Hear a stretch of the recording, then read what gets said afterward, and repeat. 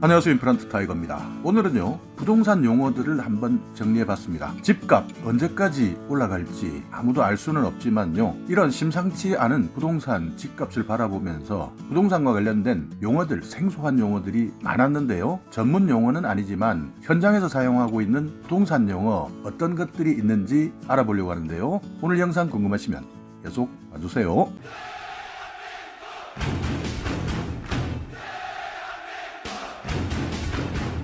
네, 부동산 정말 알 수가 없습니다. 정책 때문인지 아니면 실제 가치가 올라갔는지 누구도 알 수가 없고, 또 미래 집값 예단하기도 어렵습니다. 그렇지만 이런 상황에서 우리가 부동산에 실무자들이 현장에서 사용하는 용어들이 많은데요, 지역과 관련해서 살펴보면요, 마용성이라고 합니다. 마용성은 마포, 용산, 성동 이 세 개 자치단체를 줄여서 부르는 말이고요. 노동강, 노원, 도봉, 강북을 줄여서 부르는 말입니다. 금관구는요, 금천, 관악, 구로를 이야기하고요. 강남 3구라는 것은 강남구, 서초구, 송파구를 이야기합니다. 여기에서 강남 4구까지 나오는데요, 여기에는 최근 강동이 추가되어서 강남, 서초, 송파, 강동 이렇게 해서 강남 4구라 부르고 있죠. TK는 대구와 경북을 이야기하고요. 의양동이라고 부르는데요, 의정부, 양주, 동두천, 구남가, 구리, 남양주, 가평, 수용성, 수원, 용인, 성남, 부울경, 부산, 울산, 경남, 대대광, 대전, 대구,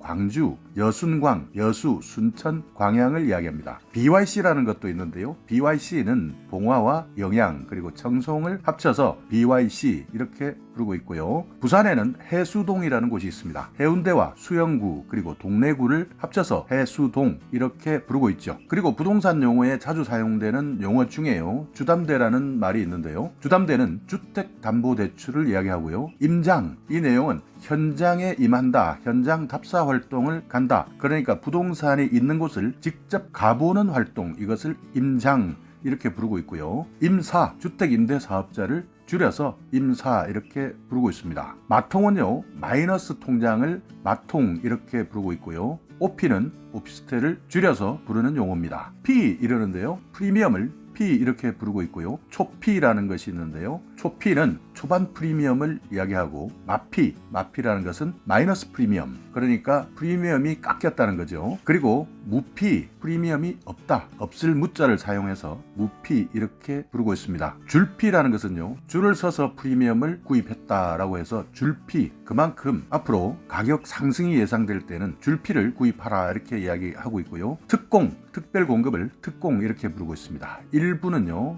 일반 분양을 말하고요. 당발, 이것은요, 당첨자 발표를 당발 이렇게 부르고 있습니다. 예당은요, 예비 당첨을 이야기할 때 쓰고 있고요. 중대, 중도금 대출을 할 때 중대 이렇게 부르고 있고요. 융무라는 말도 있는데요, 융자가 없다는 내용이고요. 무옵이라는 것은요, 옵션이 없다, 무옵션이다. 풀옵은요, 풀옵션을 이야기하는 겁니다. 그러니까 모든 옵션이 꽉 차 있는 상태, 풀옵션. 물딱지라는 이야기 있는데요, 동의나 호수 발표가 되기 전에 당첨된 특별 공급 분양권을 물딱지 이렇게 부르고 있고요. 줍줍이라는 말도 있죠. 최근에 많이 나오는데요, 줍고 줍는다, 그러니까 미계약이나 미분양된 무순위 분양권을 매매할 때 줍고 줍는다 이렇게 해서 줍줍 이렇게 부르고 있습니다. PR이라고 있는데요, 로얄 동과 로얄 라인을 이야기합니다. 그러니까 가장 핵심적인 동, 거기에서도 몇 층에 사느냐, 가장 로얄 라인, 이것을 PR, 프리미엄 라인, 프리미엄 동 이렇게 부르는데, 이것을 PR 이렇게 부르고 있고요. 떴다방이라고 있습니다. 이것은 이동식 불법 중개업소를 떴다방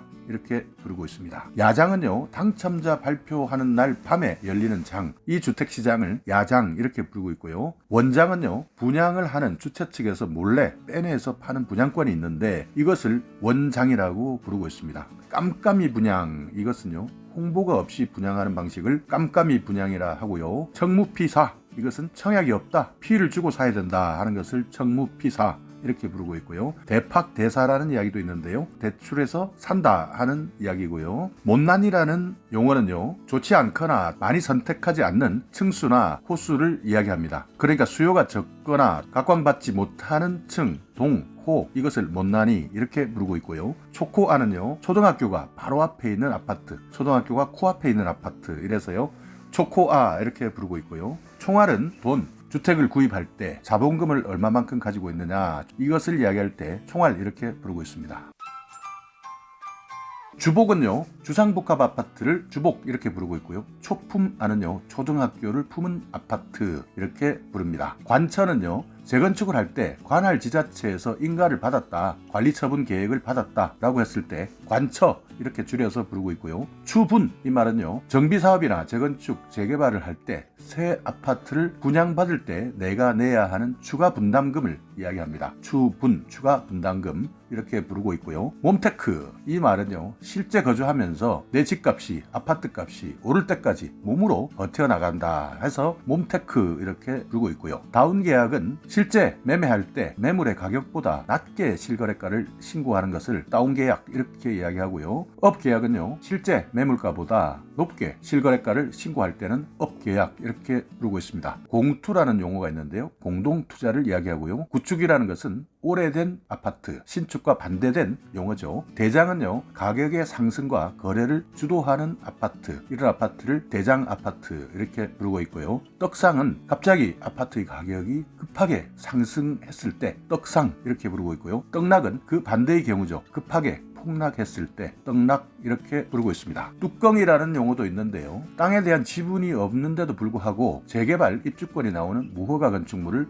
뚜껑 이렇게 부르고 있고요. 껍데기는 개발 예정지의 원주민에게 보상금 그리고 입주권이 나올 때 이명계약을 통해서 보상금을 제외하고 입주권만 매매할 때, 이때 이런 입주권 매매를 껍데기 이렇게 부르고 있습니다. 통건물은요, 보상금과 입주권을 모두 팔 때 통건물 이렇게 용어를 사용하고 있고요. 찍기라는 내용은요, 싸게 나온 물건을 중개인이 계약한 후에 고객에게 되파는 방식, 그러니까 찍기 방식 이렇게 이야기하는데, 싸게 나온 물건을 먼저 부동산 중개인이 계약을 해놓고 그리고 나중에 고객에게 다시 파는 이런 방식을 찍기 방식 이렇게 이야기를 하는 것이고요. 상투는 최고 가액에 몰린 상태, 그러니까 나의 집값이, 내 아파트가 가장 높은 정점에서 내가 샀을 경우에 상투를 잡았다, 그렇기 때문에 계속 팔지를 못하는 상태를 상투 이렇게 부르고 있습니다. 칼질이라는 것은요, 큰 면적의 토지, 대규모 토지의 진로에 토목공사를 하거나 주택부지 조성공사를 해서 토지를 나누어서 파는 것, 이것을 칼질 이렇게 이야기하는데요. 전원주택을 매매할 때도 이런 칼질 방식을 많이 사용하고 있죠. 설거지라는 용어가 있습니다. 설거지는요, 투기 세력이 손을 털고 나가는 거죠. 그러니까 투기 세력들이 매매를 부추기고 가격을 상승시켜 놓고 난 다음에 이제 더 이상 이익을 예상하지 못하는 지역이나 매물이 있었을 경우에 이것에 대한 손을 털고 나가는 것,